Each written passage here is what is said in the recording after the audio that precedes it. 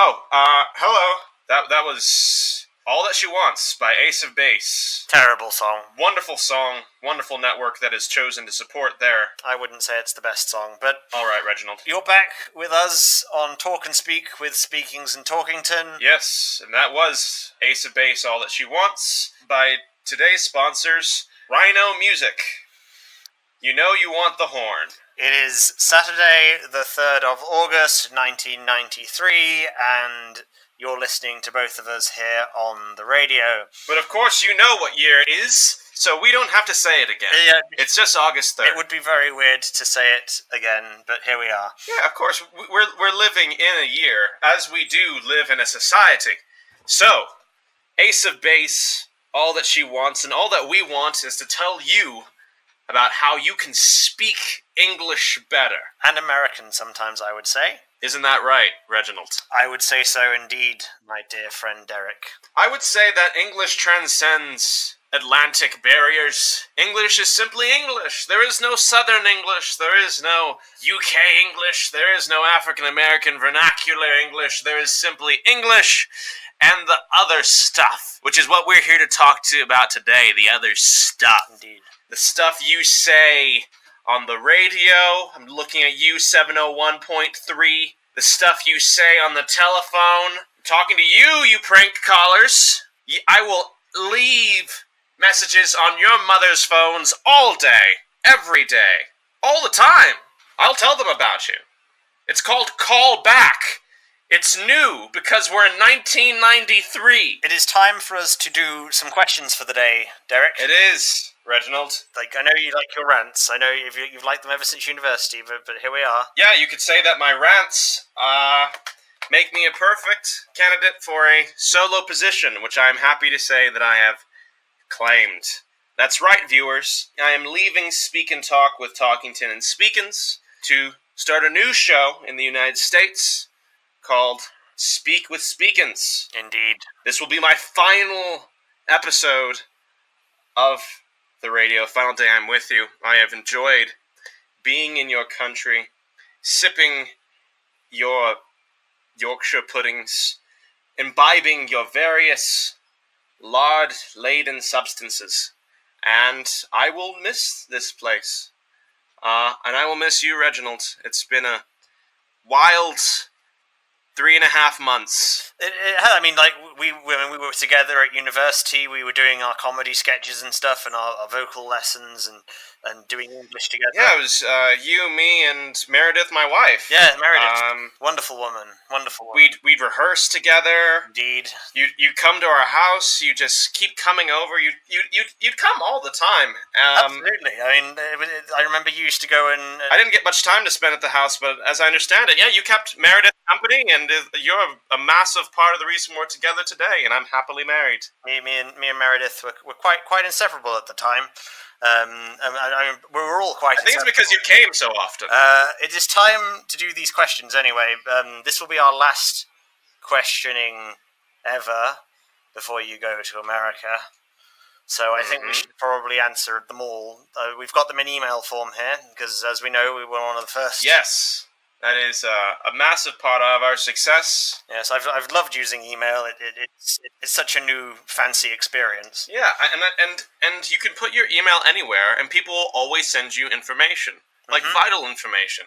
Indeed. For example, I was able to turn my entire advance for my new show into a multi-million-dollar investment thanks to a lovely letter from a Nigerian prince who has been deposed and will soon be back on the throne thanks to my intervention. Oh, I didn't realize. That's quite impressive. The email is amazing. It just showed up in my email, and here we are. Well done.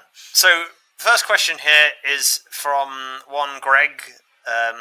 Greg Thegagorel, apparently. I'm assuming they're French or something. Mm-hmm. And it says... Hate the French, love our viewers. Indeed. It says here, Greg would like to know what forbidden foods you like to eat. How about you, Derek? What kind of forbidden fruits do you enjoy eating? I feel like, of the forbidden foods, what is forbidden is defined by your perspective. And from my perspective, I remember Meredith saying that you would eat anything. Oh, absolutely. And I'm much the same. I think that's why we work so well together. It's never too late to find a new culinary experience, and so whatever other people call forbidden, you just call adventurous. Yes, you can put mayonnaise on your hot sauce. Yes. What? That's horrible. Yes, you can eat butter with your eggs. Absolutely. You can, I don't know, let's put pineapple on pizza. No one's ever done that in 1993, but I feel like that would be a powerful opportunity to just try something new and incredible. That sounds disturbing. Here's the thing, Derek. Talkington. I don't believe in this year of 1993 that we have to be divided by our pizza standards anymore. That's very 1992. As soon as we start putting pineapple on pizza, which is an average conceit in 1992 and a new idea invented by me, Derek Speakins, then we'll honestly just have a better time of it. I would say that my most forbidden food would probably have to be... Remember at university there was that really nice that Italian place down the road from Halls? No, I remember Meredith saying you took her there, though, and she quite enjoyed it. Yeah, we used to go, like, once a week at least. It was wonderful. Yeah, they had this really nice... was it like a tiramisu? Mm-hmm. We used to buy one of those, take it to go, and it used to be the most wonderfully messy and delicious experience. In fact, now that you mention it, it is odd that she ended up marrying me, because you spent so much more time with her. It was not necessarily the expected thing, but it happened, and I wish you all the best, especially with you and her moving over to America together, alone without me, but here we go. It's fine. I think everyone kind of expected it. This is a unique program, but it requires a global perspective that I think would be very easy to miss with the myopic tendencies of England. No offense. So when I see this unique opportunity to spread the proper English worldwide, how could I ignore that in favor of a base, selfish desire to simply propagate my English yotes, as it were? Yeah, I suppose. Let's move on to the next question, shall we? Mm-hmm. The next question here is from Mr. Mark Cooper. It's another food-related one, apparently. Mark is a dedicated writer and listener. Yeah. Has been from the very beginning. Sending us emails since the beginning, I believe. I was surprised that he had a computer, but here we are. Like this year, everyone seems to be getting them now, even though they're like £1,000 each. It's ridiculous. I don't actually have one at home. I've only got one here in the studio. One of the reasons I'm excited to move to the United States is this hypnospace invention. It claims to provide a new way of surfing the internet, and it is one that will be available to me in the continental United States in a way that it is currently not, since I am here. I mean, call me a technophobe, but I've looked at that thing and it doesn't look particularly safe to me. I'm not really that keen on it. It's 1993. What could happen? True. The internet has always been safe, and always will be. Absolutely. So Mark has asked us, I mean, you have a certain enamoration with American pancakes, don't you? I mean, it makes sense. You grew up with them. I'm actually quite partial to English pancakes. It's one of the things I will miss about the UK. I would say a large part of my personal growth, in fact, was recognizing that English pancakes were better. But as I understand it, you love American waffles. Can you elaborate on that? I do have a rather impressive enjoyment of American waffles. I like the taste. I like having a little bit of bacon, a little bit of syrup on top. They're quite pleasant. I would highly recommend them to anyone who wants to try something from across the pond. Although they are sort of making me a little bit fatter than I expected to be. I mean, you know, the life of a radio presenter is a sedentary one. So unfortunately, eating so many waffles is making me a little bit rotund. You exercise. You walk to the booth. Yeah. You sit in the booth. I see you tapping your fingers. That must count for some exercise. It does, yeah. I mean, I used to get more exercise at university. Yeah, you got a lot of exercise. You'd come to the house all the time, and I'd see you do jumping jacks. You do push-ups. You do sit-ups. Yeah, I was. In general, you did a lot of movement in my home. I was very tired. Like I don't know what happened, but like I remember every time that you'd come back, I'd be all shagged out and tired. Absolutely, just shagged to all get out, just sweaty. often you'd be standing in my closet, and I'd ask you, "What are you doing here, Reginald? And where are your clothes?" And you'd say, "Surprise!" What was that thing you would always say? Better in than out? Yes, better in than out, I'd always say, and Yes! I'd come out and I'd do a little windmill, and I'd tap you on the back, and I'd grab my clothes from at the bottom of the bed, and I'd then quickly walk out. It genuinely brightened my day whenever you did that. It was quite funny. Yeah, you were always there. And it wasn't even my birthday. It's that kind of bond that has, I believe, made us such good partners on our 3.5 months in which we've had a radio show explosion in popularity and influence over the linguistic skills of the nation. I'm sure if I ever come visit you in America, which I'm sure I will at some point, I'll surprise you in the closet again next time I go see you in Meredith. I'm not sure that you would be able to visit all that often. No, of course not. It'd be like a once in a blue moon. It's quite expensive to get over there, you know. Yeah, and I feel like perhaps you have better things to do over here. I'm moving on in my way, and you're a very talented man. I'm sure you have your own things to get to and to move on to. The show will most likely continue. We have the largest we have the largest viewer numbers in the Midlands. Yeah, but it is the show is called Talk and Speak with Speakins and Talkington.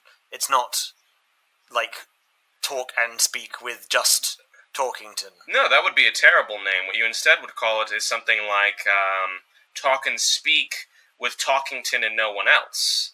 Or Talk and Speak with Talkington, surprise! It's just Talkington. In the closet. You were more free back in those days. Perhaps that's the difference between your exercise now and your exercise then. You wore much less clothing when I saw you. It was different times. It was more liberating at university. Perhaps if you do the show alone, I'm sure that no one would quite mind you coming and doing as you will in the booth by yourself. It'll be your show.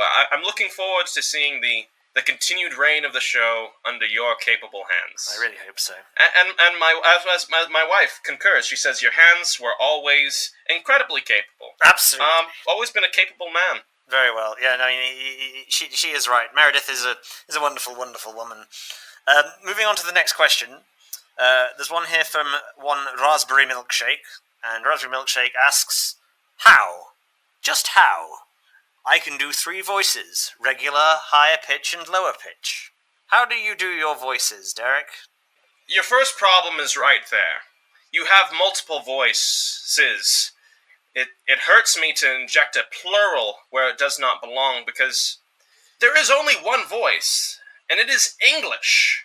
It is angry, it is loud, it is entitled. You wish to speak to Life's manager and hold it by the throat and tell it, hello, this beverage is not satisfactory, so I'd like a new one. And if you've got 3 voices, it subdivides. It divides and conquers. A house divided cannot stand. And so, if you have 3 voices, 3 whole voices, the power of your voice will be split into 3.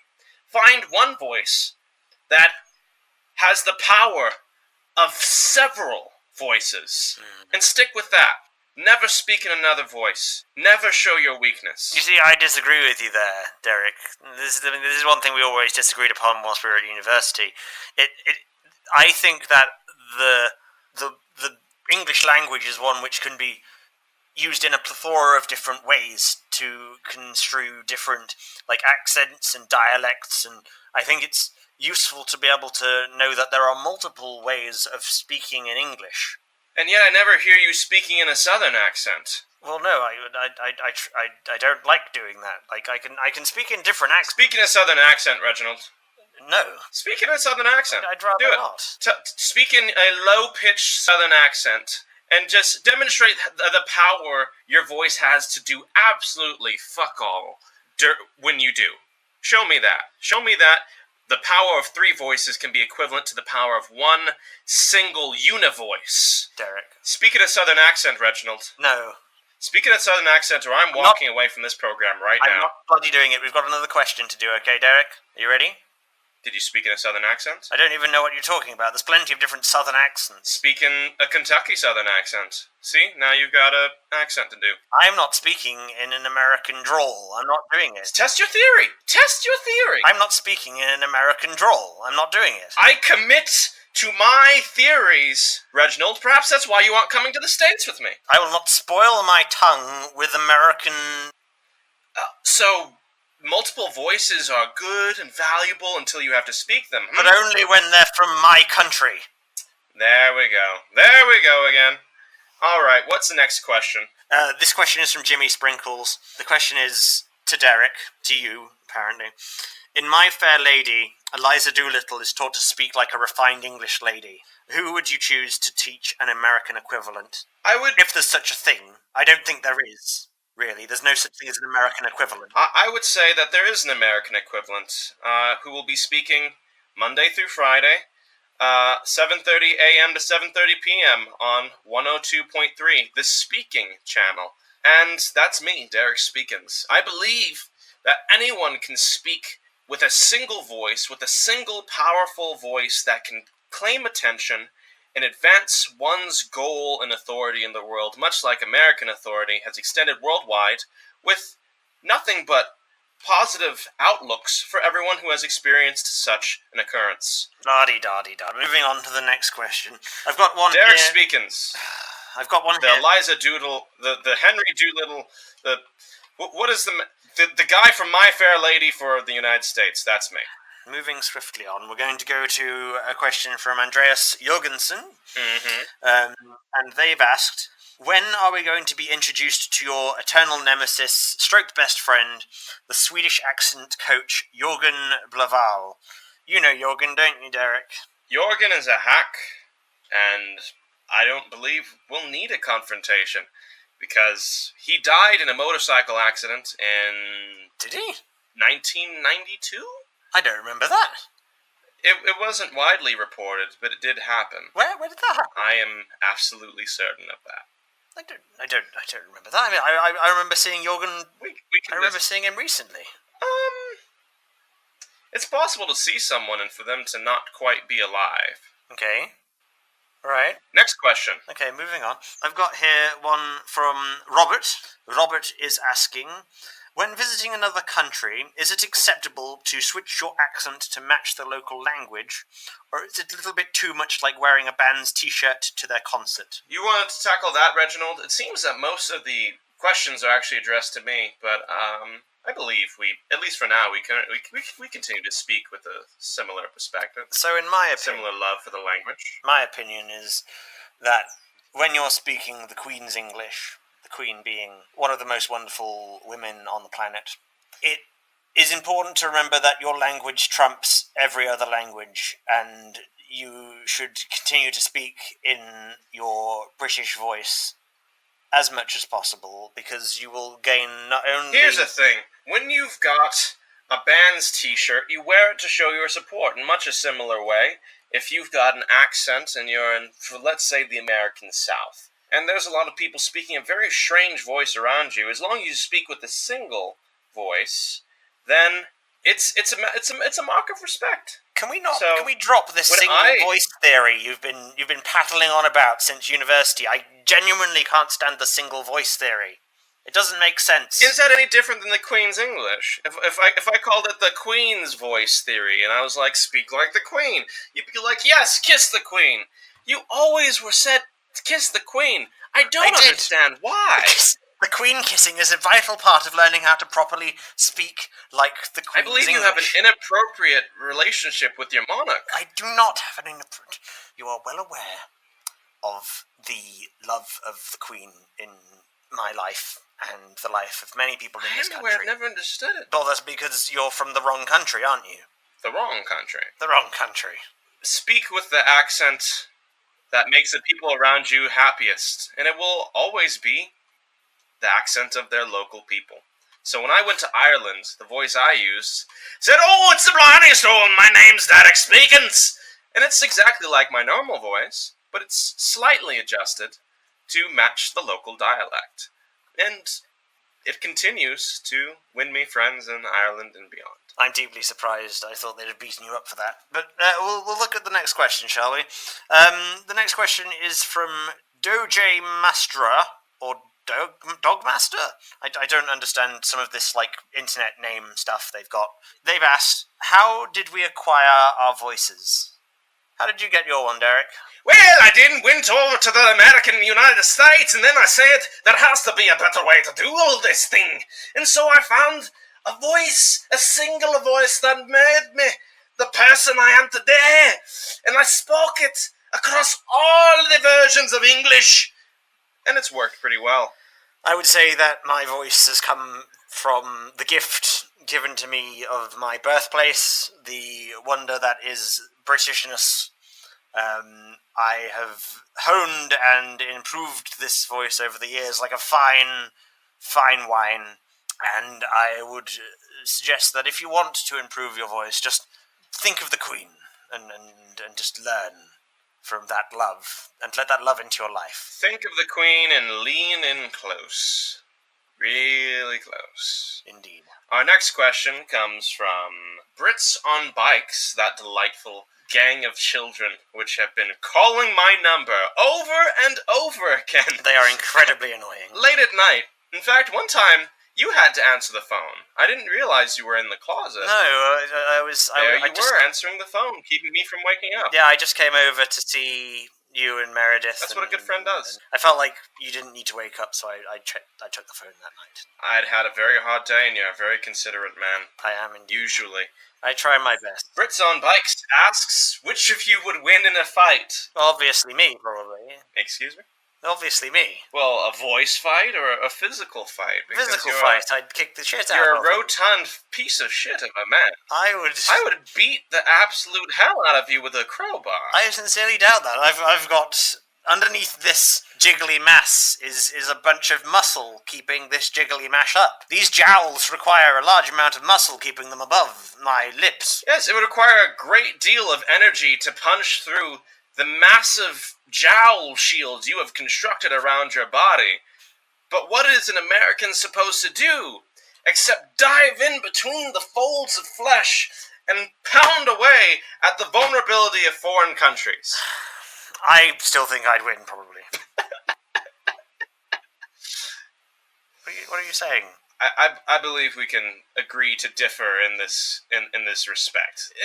Anyway, the question is juvenile, asked by a series of juveniles. It isn't even more considerate. Hang on a minute. You, Derek. Mm-hmm. You're buggering off to America with Meredith. Mm-hmm. I'm sitting here, the last one of these shows. I know for a fact we're going to get cancelled after this, because without you, our team is nothing. Well, we aren't going to get cancelled.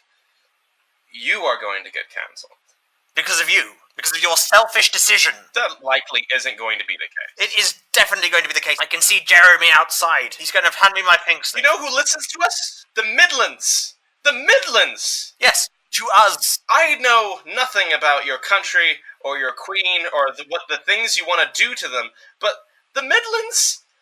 Even I know the Midlands are not the ideal segment of the population in your country. I just think we're going to get cancelled after this. I give up.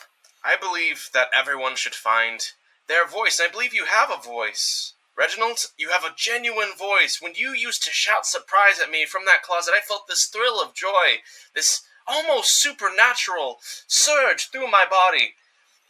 Meredith talked about similar surges that you would send through her body with your presence. That, I believe, you could bring to your audience if only you allowed yourself to see beyond your own perspective, or rather to strengthen your perspective even further. I have faith in you, Reginald, despite everything, and I'm always going to be your friend.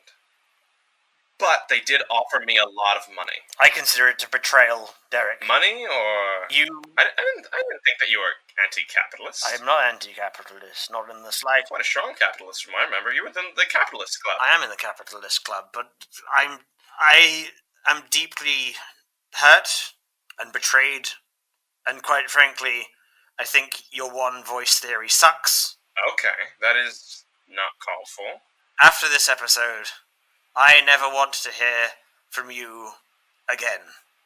Well, maybe you don't have to hear from me now. And we'll see if our boss, Greg, does walk in with a pink slip, because I see this odd red patina shading his hand. Let's see how you deal with that alone. Goodbye, Reginald. Goodbye, Derek. Go come somewhere else. Bugger off. This has been Talk and Speak with Speakins and Talkington. Excuse me, Reginald. Hello, Greg. You don't own this airspace. You're gonna have to get off the air.